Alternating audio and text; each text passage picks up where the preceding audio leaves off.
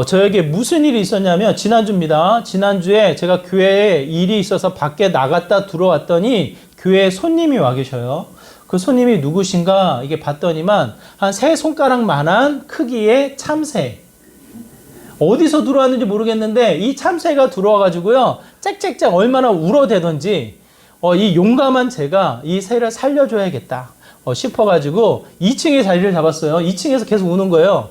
이 새를 살려줘야겠다 싶어서 제가 아주 계획을 잘 세워서 2층에 있는 새를 1층으로 내려보내는 일을 했습니다. 카페로 가면 안 되니까 카페에 파티션을 세우고 문을 활짝 연 다음에 제가 무엇을 들었을까요? 마침 교회에 우산이 있더라고. 우산을 활짝 펴서 저를 보호하고 이 새가 2층에서 1층으로 내려가 당연히 정말 작았거든요. 세 손가락만한 참새니까 다리도 얼마나 가늘던지 진짜 이쑤시개만한 다리더라고요. 그래서 이 새가 잘 살아나가기를 기대하는 마음으로 2층에서 내려보냈는데 높게 날지 못해요. 허리 밑으로만 나르더라고요. 그래서 당연히 문 쪽으로 훤히 잘 나가겠거니 생각하고 제가 이 우산을 들어서 2층에서 몰아내는 일을 제가 했습니다. 그 새가 어떻게 됐을까요? 이 새가 얼마나 어리석은지 활짝 열린 문을 뒤로 하고 파티션 옆에 화분으로 있는 그 틈으로 카페로 들어가 버리는 거예요. 1층 카페로.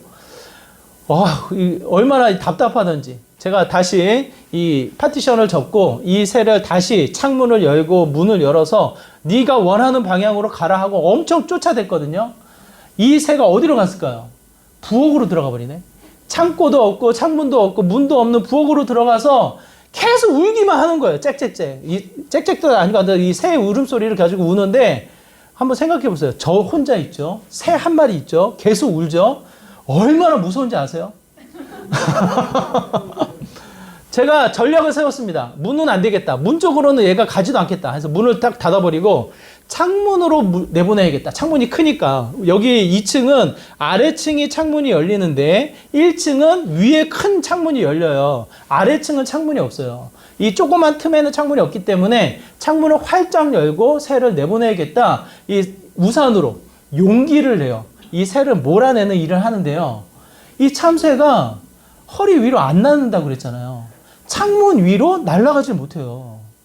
창문이 없는 그 얇은 창에만 계속 밖에를 보면서 울어대는 거예요. 이쪽으로 꾸면 저쪽으로, 저쪽에서 쫓으면 이쪽으로. 그 위로 날아가질 못하고 계속해서 유리창으로 밖에가 보이나 봐요. 밖에를 보면서 계속해서 우는 흉내를 냅니다. 얼마나 답답한지. 이게 1시간이 돼가요. 1시간. 1시간이 돼가서 제가 어떻게 할까 고민을 하다가 제가 얼마나 똑똑합니까? 제가 또 다른 계획을 세웠어요. 얘가 밖에서 보고 날아가지 못하니까 이 얇은 창을 가로막자. 신문지로 이 창문을 다 가로막은 다음에 다시 그 새를 쫓았어요. 쫓았더니만 얘가 허리까지만 날는 새가 아니라 높게도 날더라고. 눈에 보이는 창문이 가려지니까 이 새가 이제는 어떻게 해요? 조금 더 높게 날아서 열린 창문으로 드디어 나가더라고요. 박수 안 치시나요? 제가 그 새를 쫓았다니까요. 119에 전화를 할까? 어떻게 할까? 얘 그냥 내버려두면 혹시나 죽으려나? 죽으면 그냥 버릴까? 별 생각 다 하다가 온갖 얘를 살려야겠다는 생각을 가지고 아래층 창문을 닫았더니만 가렸더니만 새가 날아서 이 위의 창문으로 날아가더라고요. 제가 이 새를 보면서요. 정말 바보 같다. 어리석다. 자기가 보이는 선에서만 더 이상 나가지 못하고 보이는 선에서만 멈춰 있는 거예요. 위에 바로 창문이 열려 있는데 바람이 불어오는데 또 바깥에서 같은 새들이 같이 울어요. 얘가 울면 밖에서 울어요. 밖에서 울면 안에서 울어요. 그러니까 이게 서로 소통을 하는 거예요. 지네들끼리는. 그럼에도 불구하고 그 창에 가려져서 보여지는 것만 보면서 계속 부리로 유리창을 부딪히는 거예요. 그 모습을 보면서 정말 어리석다. 조금만 더 올라가면 되는데, 조금만 더 나르면 되는데, 조금만 더 이 바람을 타서 이 공기를 마시며 나가면 쉽게 동료를 만나고 하늘을 나르며 자유를 누릴 텐데 보이는 선에서만 멈춰서 계속 부리를 부딪히며 멈춰있는 새의 모습을 보게 됩니다. 제가 유심히 관찰했죠. 그 새를 보면서 제가 절실히 깨닫는 게 저와 여러분 모습 아닌가요, 여러분? 그냥 세상만 보면서 하나님이 어떻게 해요? 우리의 시선을 끌어올려요. 조금만 더 봐라. 조금만 더 고개를 들어라. 조금만 더 하나님이 약속하신 하나님 나라를 봐라. 눈을 들어 보게 하는데 그냥 고개를 숙여 쳐박고 세상을 바라보며 세상에서만 답답해하며 이 뭔가를 찾아 헤매는 우리들의 모습이 저 새랑 똑같더라고요. 눈을 가리면 세상이 보이지 않으면 하나님을 보려나? 그 생각을 하게 되어집니다. 저와 여러분의 모습만이 아니라 오늘 본문에 소개되어져 있는 한 사람, 세례 요한이 똑같은 모습이에요. 여러분, 세례 요한이 누굽니까? 세례 요한이 누구예요? 그야말로 예수님이 걸어오시는 모습을 보고 선포하시는 거예요. 세상의 짐을 지고 가는 어린 양이로다. 뭔가 본 거예요, 세례 요한은.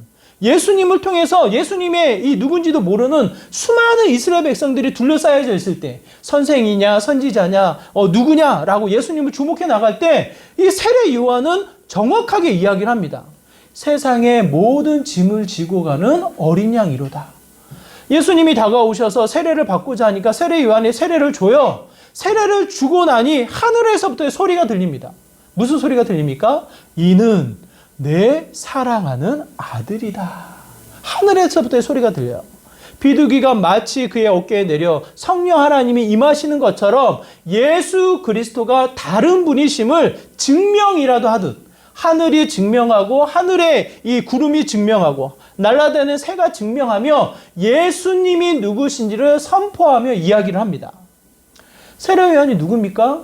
예수님을 분명히 알아본과 동시에 담대하게 세상의 죄, 세상의 죄악된 모습을 그대로 증거하고 선포했던 사람이에요. 회개하라, 천국이 가까이 왔느니라. 그 당시에 헤롯 왕, 그 당시 그 이스라엘 백성을 다스리고 갈릴리 지역을 다스렸던 헤롯 왕이 무슨 짓을 저질렀냐면 자신의 조카였죠. 더 나아가 형님의 아내였던 이를 아내로 취하는 일을 범해요. 윤리적으로 도덕적으로 사회적으로 질타를 받을 만한 일임에도 불구하고 왕이라는 이유로 힘이 있다는 이유로 마음대로 형수를 조카를 취해서 아내로 삼는 일을 범해요. 이 일을 알고 있던 세례 요한이 두려움을 무릅쓰고 죽음의 위협을 무릅쓰고 선포를 합니다. 회개하라, 천국이 가까이 왔느니라. 담대하게 하나님의 사역을 했던 사람이 누굽니까? 세례 요한이에요. 세례 요한. 그런 세례 요한이 오늘 본문에서 어떠한 상황으로 비춰집니까? 오늘 본문 2절에 보니까 이렇게 기록되어져 있습니다. 2절의 말씀 우리 같이 읽어볼까요? 함께 있습니다. 시작. 요한이 옥에서 그리스도께서 하신 일을 듣고 제자를 보내요. 무슨 일이 벌어집니까? 요한에게 무슨 일이 벌어져요? 이미 마태복음 3장에 보면 세례 요한이 감옥에 갇혔다라는 표현이 나와요. 그 당시에 헤롯 왕, 그 당시에 여왕, 이 눈에 가시와도 같은 게 세례 요한인 거예요. 수많은 이스라엘 백성들에게 인정을 받고 수많은 이스라엘 백성으로부터 영향력을 끼치는 사람인데 자신을 향해서는 죄인이다, 잘못됐다, 이 형수를 취했노라, 이 겁없이 떠들고 다니니까 눈에 가시처럼 이 세례 요한이 보기 싫은 거예요. 감옥에 가두었다라고 이야기를 합니다. 시간이 지나 오늘 본문에서 이야기를 합니다. 옥에 갇혀있는 세례 요한이 무슨 일을 벌립니까? 예수님의 소식을 들은 거예요. 예수님이 이런저런 소식을 듣고 나니까 이 마음에 뭔가 흔들림이 있는 거예요. 자신의 처한 상황 속에 맨 처음 예수님을 알아보았음에도 불구하고 예수님이 누구시다 라고 선포하고 하늘의 소리로 증거를 받았음에도 불구하고 자신의 처한 상황은 어떻습니까? 감옥인 거예요. 실제로 이 감옥에서 세례 요한은 풀려나지 않습니다. 결국 목이 잘려 죽는 일이 벌어지고 말아요. 시간의 흐름 속에 찾아오는 것은 죽음의 위협이에요. 언제까지 살려놓을 겁니까? 언제 죽일 겁니까? 어떻게 죽일 겁니까? 속삭이며 이 군사들이 떠들어 나갈 때 세례 요한은 그 모든 상황을 느껴요. 아, 이제 내가 이곳에 죽을 수도 있겠구나. 정말 하나님이 나를 통해서 하실 일 다 하셨나? 내가 봤던 그 사람이 맞나? 이와 같은 자신의 처한 상황 속에 이 모든 번민과 고민이 찾아오는 순간을 맞이하게 됩니다. 예수님의 이야기를 들어요. 뭔가 다른 일이 벌어지는 것 같아요. 그러면서 다시금 제자들을 보내서 예수님에게 묻습니다. 뭐라고 묻습니까? 3절의 말씀인데 우리 3절의 말씀 우리 한번 같이 읽어보도록 하겠습니다. 함께 읽겠습니다. 3절의 말씀입니다. 함께 읽습니다. 시작. 예수께 여짜오되 오실 그이가 당신이오니까 우리가 다른 일을 기다리오리까. 무슨 말씀이에요? 분명히 처음에는 얘기해요. 세상의 짐을 지고 가는 어린 양이다. 예수님은 분명히 얘기해요. 시간이 지나요. 자신의 처한 상황은 감옥에 갇혀요. 환난이에요. 어려움이 찾아와요. 언제 죽을지 모르는 위협 속에 놓여져 있어요. 그러면서 그의 마음속에는 무슨 이 마음이 들어요? 정말 그자가 맞나? 우리가 기다렸던 구약이 약속했던 그분이 맞나? 다시 한번 이 세례 요한이 제자들을 보내어서 질문을 합니다. 바로 당신이 맞습니까? 당신입니까? 라는 질문을 하게 되어져요. 왜 이 질문을 하게 되어질까? 여러분 생각해 보세요. 400년의 침묵, 구약과 신약으로 이어지면서 400년 동안 하나님이 말씀을 주지 않으셔요. 침묵기, 때로는 암흑기라고 불려지는 그 시대를 지나면서 무슨 일이 벌어지냐면 자연스럽게 이스라엘 백성은 기대를 하게 되어져요. 다시 한번 다윗 왕국처럼, 다윗 왕의 왕처럼 권위 있는 회복이 일어나기를, 세상으로부터 인정을 받아 이스라엘 백성 나라가 다시 정치적으로, 국제적으로 명성을 얻어나가기를 기대해요. 더 나아가 솔로몬 왕처럼 부를 누리며 수많은 가치를 소유해 나가는 거룩한 회복을 기대를 해요. 그러다 보니까 정치적으로나 국제적으로나 뛰어난 리더십이 이 땅에 와서 이스라엘 백성을 회복시키고 하나님 나라를 다시 한번 일으킬 그 왕의 모습을, 그리스도를 기대하는 마음을 자연스럽게 갖게 되어집니다. 그런데 예수님이 어떤 모습으로 오셨어요? 어린 아이로 이 땅에 오셨단 말이에요. 전혀 상상할 수 없는 어린 아이의 모습으로 오셔서 그의 삶의 형태가 어떻습니까? 왕도 아니에요. 바리새인도 아니에요. 사두개인도 아니에요. 그 당시에 리더가 아닌 어디서 듣지도 못한 베들레헴 출신으로 그냥 목수의 아들로 태어나서 그 이런저런 떠돌아다니며 뭔가를 이야기하는 꾼으로 펼쳐지게 되는 거예요. 자신들이 그리고 자신들이 생각했던 왕, 자신들이 생각했던 리더십, 화려한 이 회복의 모습이 전혀 아닌 다른 모습의 형태로 오신 예수 그리스도를 맞닥뜨리게 되어집니다. 어리석죠. 예수님이 이스라엘 백성 수많은 제자들에게 가르쳐서 이야기하실 때 어리석다 이야기를 해요. 왜? 예수님을 알아보지 못해요. 예수님을 그 누구도 분명하게 깨달지 못해요. 3년 동안 함께 공생애를 지냈던 제자들조차도 마지막 이 비참한 죽음으로 치닫는 예수님의 모습을 보고 다 떠나버리는 일을 하게 되어집니다. 오늘 본문 세례 요한도 이 과정 속에 자랐던 사람이에요. 이 시선 앞에 예수 그리스도를 분명히 깨닫고 분명히 보았지만 자신의 한계에 멈추어 서서 또 한 번 흔들리는 상황을 겪게 되어집니다. 세례 요한이 제자들을 보내서 물어요. 정말 당신이 맞습니까? 바로 당신입니까? 이 질문을 하게 되어져요. 이 질문은 세례 요한만 하는 것이 아니라 예수님이 시험받은 이 세 가지 시험 중에 하나를 여러분 생각해 보세요.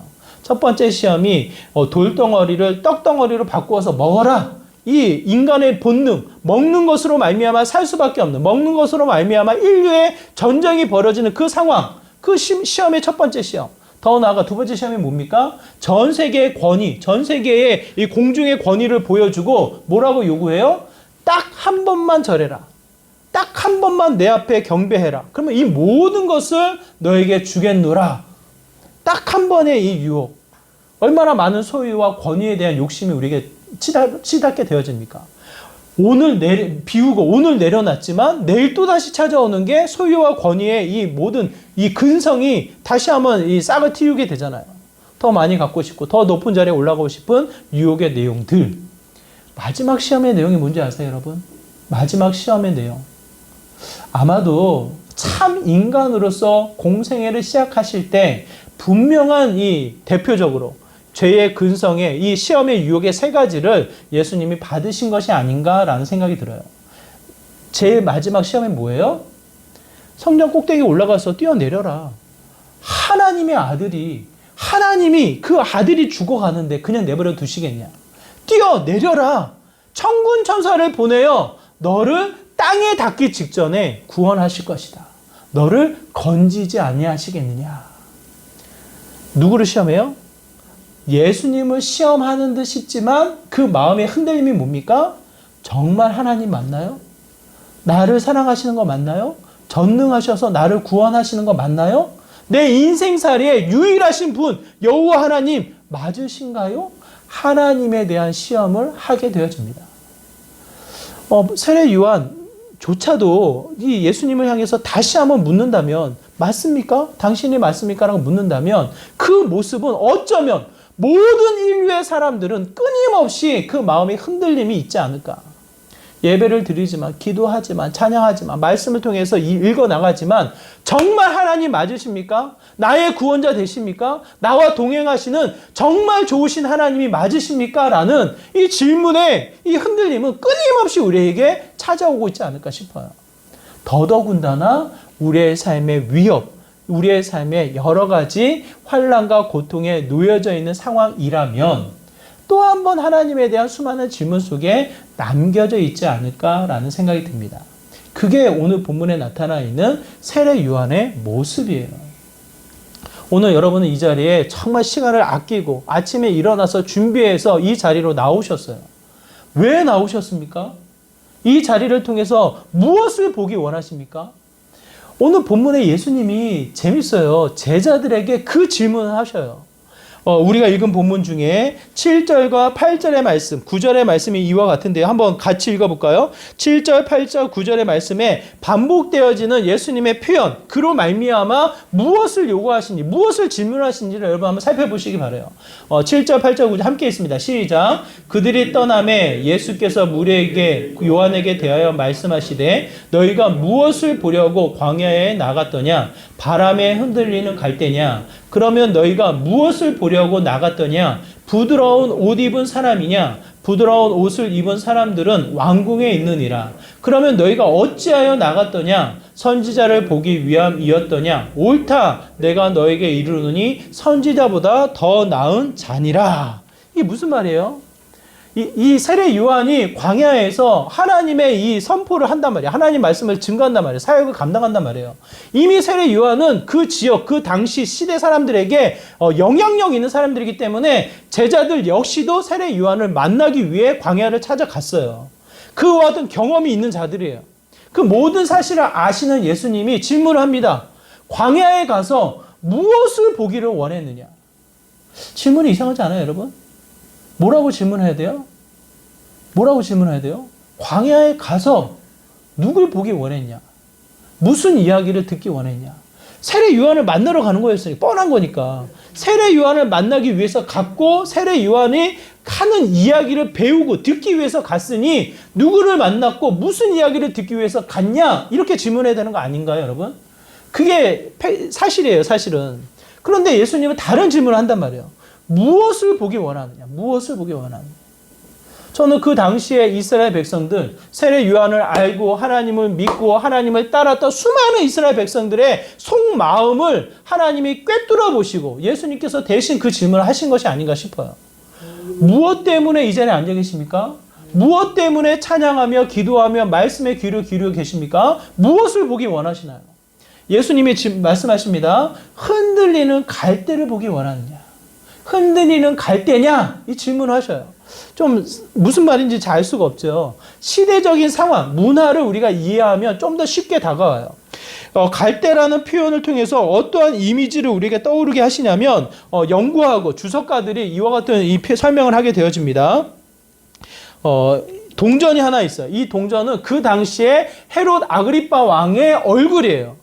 헤롯 아그리파의 얼굴인데 그 뒷면에 그의 얼굴과 함께 그의 뒷면에는 전상의 모습이 나타나면서 손에 무엇을 들고 있습니까?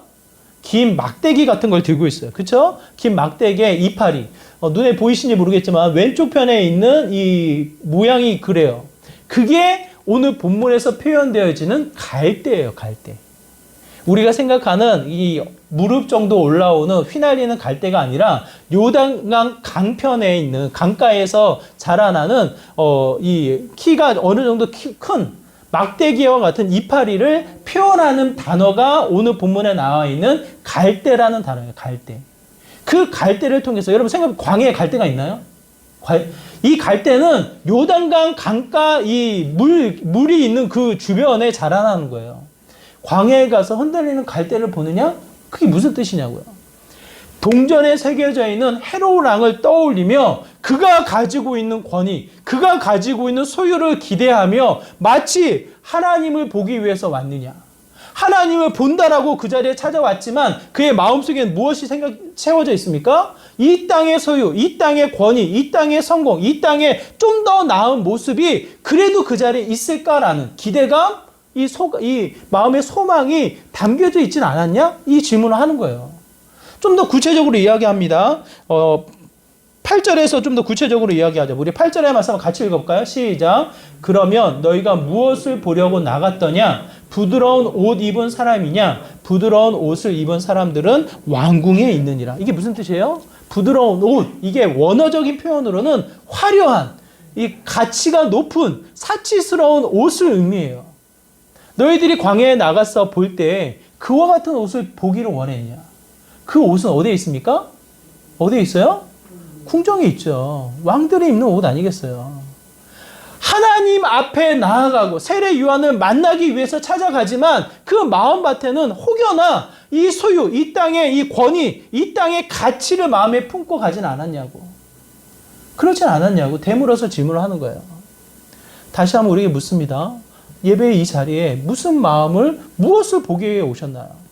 무엇을 품기 위해 오셨나요? 무엇을 소망하며 기대하며 이 자리로 나오게 되어지나요? 더 나아가 여러분의 일상을 통해 내가 믿음으로 산다고 이야기할 때, 내가 말씀에 따라서 살아간다고 할 때 무엇을 소망하며 살아가나요, 여러분? 어쩔 수 없어요. 자녀의 형통함. 나는 좀 이래도 우리 자녀는 좀 잘 살았으면 좋겠다. 그래도 좀 인정받고 높은 자리에 올라가면 좋겠다. 이게 우리의 기쁨 아니에요? 더 나아가 좀 무시보다는 그래도 내 말에 영향력이 있게끔 멋지게 살아가면 좋겠다라는 기대감을 늘 품고 그 기대감을 가지고 살아가는 게 우리들의 모습 아니겠습니까? 그 마음을 꿰뚫어 보시고 질문하는 거예요.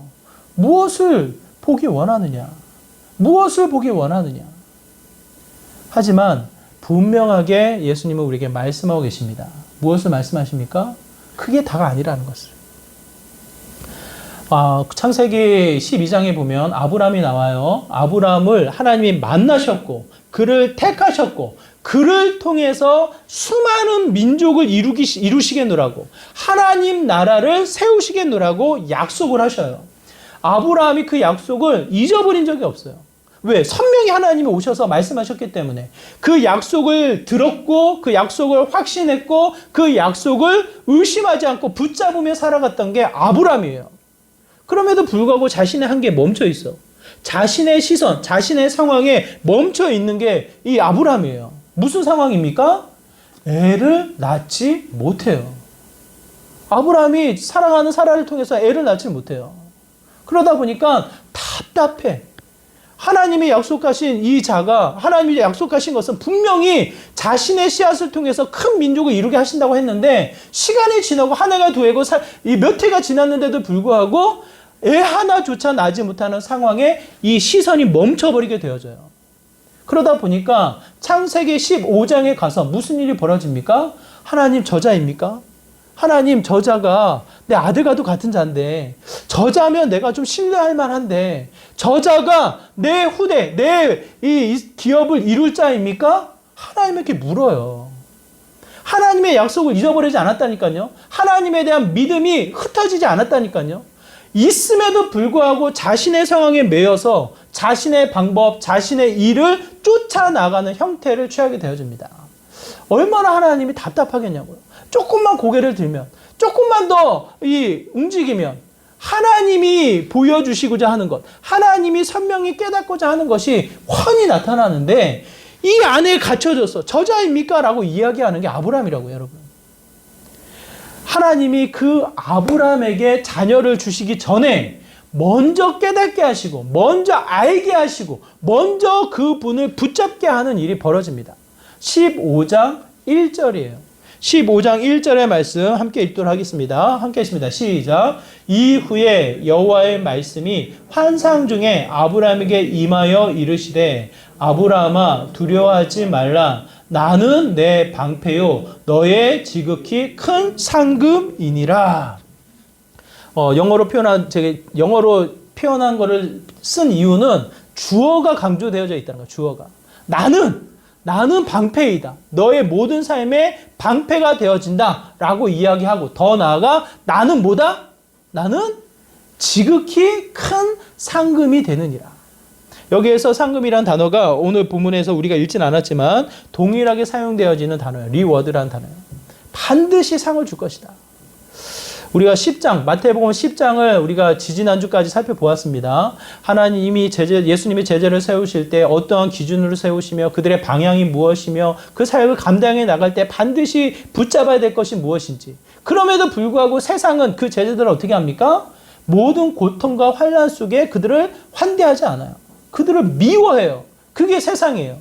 그럼에도 불구하고 40절, 41절, 42절 10장 40절, 41절, 42절 반복해서 이야기해요. 결단코 상을 잃지 않을 것이다. 그들에게 상을 줄 것이다. 하나님이 주시고자 하는 상이 무엇입니까? 여러분이 받고자 하는 상이 무엇입니까? 여러분의 일상을 통해 누리고자 하는 상이 무엇입니까? 하나님 말씀하시잖아요. 내가 지극히 큰 상이다. 그 어떤 것과 세상과 비교할 수 없는 내가 여호와 나 하나님이 너희를 향한 우리의 일상을 향한 유일한 가장 큰 상금이 된다라고 표현하셔요. 오늘 본문의 세례 요한 처절한 이 감옥살이에서 결국은 목이 잘려 죽는 일이 벌어지고 납니다. 이 결혼을 한 여왕의 딸이 이 모든 상황을 알고 계략을 펴요. 아버지 헤롯 왕의 이 마음을 사서 거절할 수 없는 부탁의 이 조건을 받게 되어져요. 그때 이 딸이 조건을 겁니다. 쟁반에 세례 요한의 얼굴을 갖다 달라고. 이 말을 어길 수 없기 때문에 약속을 했기 때문에 어길 수 없어서 결국은 수많은 이스라엘 백성들의 존경을 받는 세례 요한을 처형을 하게 되어집니다. 세상 사람들은 미련하다 할지 몰라요. 세상 사람들은 이해할 수 없을지 몰라요. 그게 무슨 영향력이냐? 그게 무슨 죽음이냐? 그야말로 비참한 죽음을 맞이하게 되어집니다. 예수님은 그렇지 않나요? 수많은 사람들이 예수님을 따랐고 예수님을 쫓았지만 제자조차도 흩어지고 마는 비참한 죽음을 맞이하게 되는 게 예수 그리스도셔요. 그럼에도 불구하고 오늘 본문 분명하게 우리에게 말씀하고 계십니다. 11절의 말씀인데요. 우리 11절의 말씀 함께 같이 읽겠습니다. 시작. 내가 진실로 너에게 말하노니 여자가 낳은 자 중에 세례 요한보다 큰 이가 일어남이 없도다. 그러나 천국에서는 극히 작은 자라도 그보다 크니라. 세례 요한을 가리켜서 뭐라고 이야기합니까? 저는 이 세상의 그 어떠한 표현보다도 이와 같은 표현, 지금 오늘 본문에서 나와 있는 이 표현이 가장 존귀하고 가장 가치 있는 평가로 이야기하고 있지 않나 싶어요. 세례 요한은 뭐라고 평가합니까? 엄마의 뱃속에서 이 태중에서 태어난 모든 생물의 인간들보다 비교했을 때 그보다 큰 자가 없다. 세례 요한이 유일하다라고 하며 비참한 죽음 속에 흔들리는 이 세례 요한이었지만 그를 가리켜서 지극히 높은 자이었음을 성경은 우리에게 말씀하고 계십니다. 저는 그 존귀한 이 표현을 여러분 그냥 세례 요한의 표현으로만 끝나지 않기를 바라요. 세례 요한은 그렇게 표현하시고 끝에 뭐라고 표현해요? 그냥 멈추지 않아요. 우리가 방금 읽었지만 끝부분에 뭐라고 이야기합니까? 천국에서는 극히 작은 자라도 그보다 크니라. 그가 누굽니까? 그가 누구예요? 세례 요한이에요. 세례 요한. 세례 요한이 그 당시에 그 시기에 그 시대를 초월해서 가장 존귀하고 큰 자였지만 하나님을 믿는 예수 그리스도를 보고 말씀을 접해서 다시 한번 영원한 생명을 소유한 그 누구라도 그보다 큰 자니라라고 우리를 가리켜서 지칭해서 말씀하고 계셔요. 저는 이 시대의 영향력, 우리가 살아가고 있는 이 시선에 멈추어서 그냥 머리 쳐박고 세상에 이 방황하며 그냥 좌절하며 낙심하며 때로는 근심하며 두려워하며 그냥 멈춰있는 삶이 되지 않기를 간절히 바라요. 세상과 비교하면요, 비교가 안 돼요. 무엇 가지고 세상과 비교하겠냐고요. 두려움밖에 없어요. 하지만 시선을 열어보세요. 세상을 뛰어넘는 하늘이 열려있는 영원한 생명의 가치가 이미 우리에게 약속되어져 있습니다. 한번 질문을 드려볼게요. 지금 오늘 나의 모습, 지금 오늘 나의 모습이 정말 내 계획대로, 철저하게 계획대로 이루어져서 오늘 나의 모습 그대로 이 자리에 앉아있다, 서있다. 그렇게 얘기하실 수 있어요, 여러분? 내가 계획했던 그대로 이행되고 이루어져서 나는 지금 오늘 이 자리에 앉아있다. 아마 그렇게 이야기할 수 없을 거예요. 우리의 계획대로 되는 일이 거의 없어요, 여러분. 몇 가지 있겠죠. 손으로 꼽는 일. 여러분이 생각하는 손가락 손으로 꼽는 일 몇 가지 있겠죠. 저도 굉장히 계획적인 사람이지만 하면 할수록 절실하게 깨닫는 것은 안 되는구나. 안 되는 거예요. 우리 자녀들 어떻게 책임지겠냐고요. 여러분이 생각하는 계획대로 우리 아이들이 가면 될 것 같아요? 그게 강남에 있는 아이들이에요, 여러분. 부모, 이 엄마의 치맛살에 견디지 못해서 여기 가고 저기 가고 치여 살아다 보니까 지금 형태의 강남의 아이들이 그 안에 머물러 있는 거예요, 여러분. 좋아 보이나요? 인류대학 나오고 좋은 직장 가니까 좋아 보이나요? 제가 경험한 아이들은 불쌍해요. 가지고 있는 걸 온전히 누리질 못해요. 부모님의 이 기에 눌려가지고 자아 존재감이 우리 바닥을 쳐요, 바닥. 제가 봤을 때 너무 잘났어. 너무 똑똑하고 너무 멋져요. 근데 얘기 나눠보면 그냥 바닥에 가 있어요. 자신의 자존감이. 왜 그러냐면 부모님들이 더 뛰어나니까. 부모님을 뛰어넘는 자녀들이 없어요. 그러니까 이 대부분 많이 이야기하잖아요. 대통령이 어디에서 나옵니까? 서울에서 나오나요? 대부분 대통령이 서울에서 안 나온다고 이야기해요. 자연 속에 살아가는 이들이 눌려있지 않고 자유함을 누려나갔을 때에 더 뛰어난 일을 한다라는 표현을 많이 써요. 이 학문에서 연구한 내용이 그래요. 저는 갇혀있는 자가 아니라 열려있는 믿음의 삶. 고개를 쳐박고 그냥 땅만 보며 살아가는 것이 아니라 하늘을 보며 하나님을 소망하며 정말 가치가 되시는 상의 의미를 붙잡고 하나님을 붙잡고 살아가는 믿음의 삶이 되었으면 좋겠어요. 그게 그 이름, 그 자체가 영광을 누리는 믿음의 삶이 아닌가라는 생각이 들어요, 여러분. 여러분, 영화 중에 2016년에 나온 불의 전차라는 영화 아십니까? 제가 전에도 한번 말씀드렸던 것 같아요. 불의 전차. 안 보신 분들은 꼭 보세요. 실화예요, 실화. 영국의 육상 선수 두 명을 주목해서 만든 영화예요. 그 중에 한 명이 에릭이라는 선수입니다. 에릭. 영국에 이 육상 선수가 두 명이 있는데 유대인 출신의 헤럴드라는 사람이 있고 헤럴드. 이 스코틀랜드 출신의 에릭이라는 선수가 있어요. 에릭. 누가 더 잘했을까요? 에릭이라는 선수가 잘했어요. 에릭. 특히 에릭은 100m 신기록을 가지고 있던 사람이에요.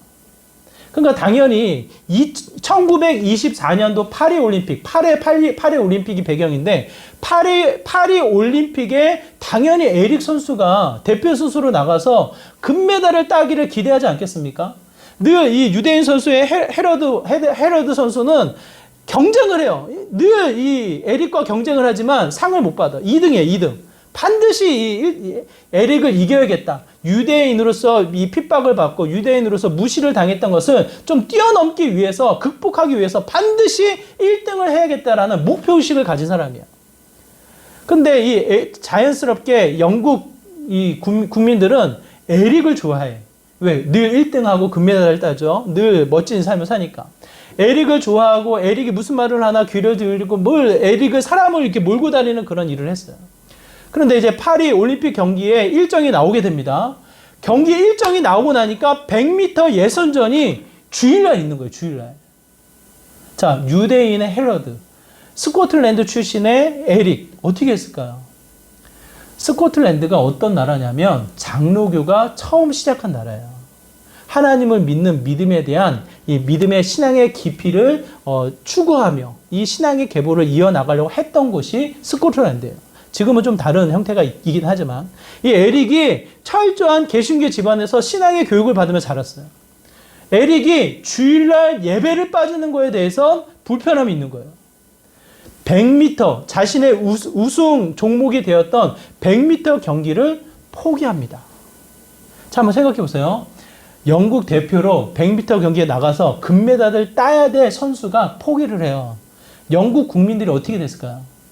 에릭을 알고 에릭을 좋아했던 모든 사람들이 배신감을 느껴요. 아니, 에릭이 뭐 어떻게 이런 결정을 할 수가 있냐? 자기만 아는 이기주의적인 사람 아니냐?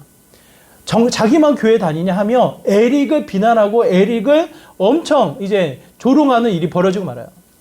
결국에 헤로드가 이 에릭 대신해서 100m 대표 선수로 나가게 되어지고 헤로드가 100m에서 금메달을 따게 되어져요. 그러면 이 모든 것이 끝나고 헤로드가 이제 100m 금메달을 따면서 다시 역전돼서 바뀌어야 되는데 영화는 그렇게 끝나지 않아요. 이 에릭이 자신의 주 종목은 100m지만 200m, 400m 자신이 뛸 수 있는 모든 종목은 다 뛰겠다고 그 감독한테 부탁을 해요. 감독이 뭐 어차피 선수는 없고 어차피 선수 나가면 되는 거니까 그걸 수락해서 에릭을 내보내요. 그야말로 에릭이 주어진 모든 일에 최선을 해서 달려서 뛰게 됩니다. 200m에서 동메달을 따요. 그래서 다행이다. 그래도 에릭이 최선을 다했구나. 여론이 조금 바뀌어져. 400m를 뛰게 되어지는데 모든 사람들이 기대를 하지 않아요. 왜? 100m 뛰는 것과 400m 뛰는 게 전혀 달라요. 어떻게 전략 질주를 해야 될지에 대한 이 틀이 전혀 다르기 때문에 아무도 에릭을 기대하지 않아요. 모든 사람이 예측했던 것처럼 이 에릭은 100m를 뛰듯이 초반부터 온갖 전력을 다해서 뛰기 시작해요. 중계하는 사람들이나 그걸 보고 있는 사람들이 다 같이 얘기해요. 아니, 저렇게 뛰면 분명히 지쳐가지고 나중에 골인에 못 들어갈 텐데 역시 100m 선수니까 한계에 부딪히는구나. 역시 100m 선수니까 결국엔 저렇게 망가지고 마는구나. 에릭을 중계하면서 조롱을 하게 되어져요.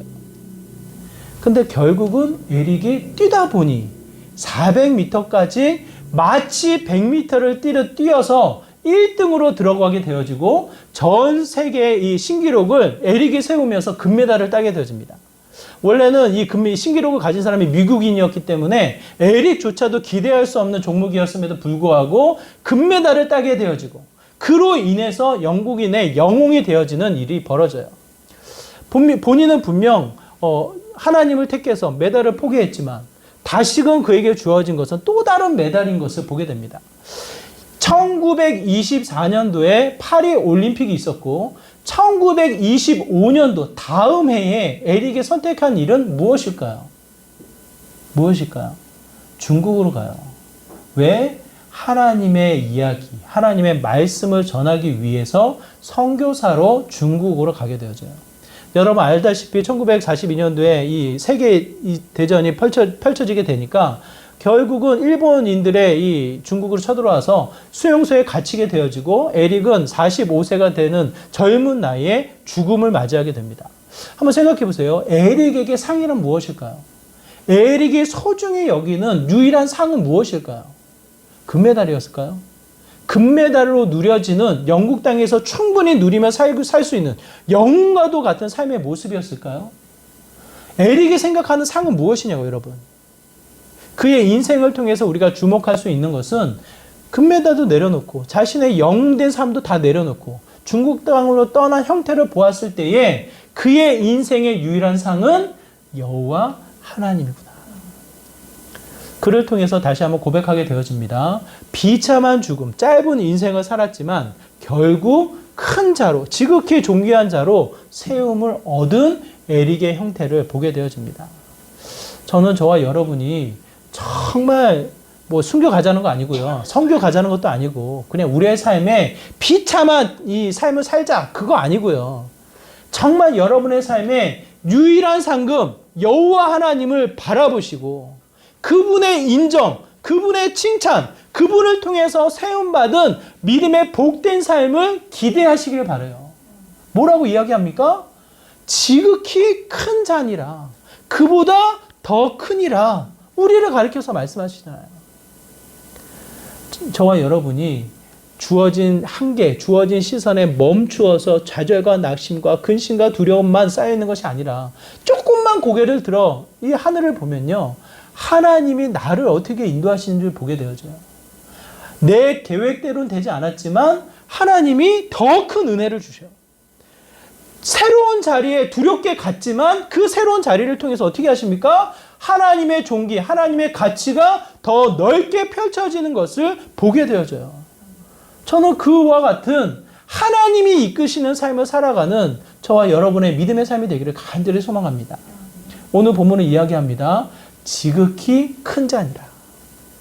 그가 크듯이 그보다 우리가 더 크게 될 것이다. 하나님이 주신 그 말씀 정말 붙잡으셔서 그냥 어쩔 수 없이 살아가는 일상, 그냥 세상에 쫓겨 살아가는 세상, 이 삶의 모습 아니고요. 정말 주님이 주목하시고 주님이 세우시고 주님의 영광이 드러나는 지극히 큰 자로서의 믿음의 삶을 살아가는 저와 여러분의 삶이 되기를 간절히 소망합니다. 내 얼굴이 새겨져 있는 동전 없어도 돼요. 화려한 옷 없어도 돼요.